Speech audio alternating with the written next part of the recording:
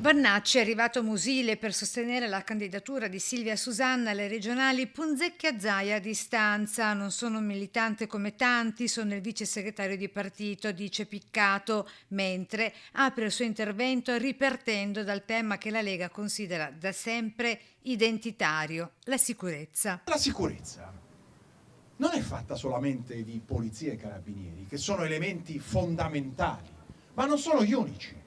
E giustamente qua abbiamo un sindaco che non reagisce come il sindaco Sala, che demanda a polizia e carabinieri il problema della sicurezza, ma è un sindaco che ha investito parte delle risorse in sicurezza, con un metodo che è uno dei metodi complementari, ma ce ne sono tanti altri. La sicurezza non è solamente attività condotta dalle forze dell'ordine. Sicurezza intesa come riaccendere le luci delle vetrine rimaste vuote per troppo tempo, sicurezza anche come illuminare città che lui definisce troppo buie e finite nelle mani di delinquenti sbandati e baby gang, sostiene. È illuminazione nelle città, è il fare una palestra. È un Vannacci contro tutti, quello che si presenta ormai agli sgoccioli della campagna per il voto regionale veneto e punta dritto allo scontro anche con Ursula von der Leyen e contro il continuo riarmo a Zelensky. Nell'ambito del Parlamento europeo la Lega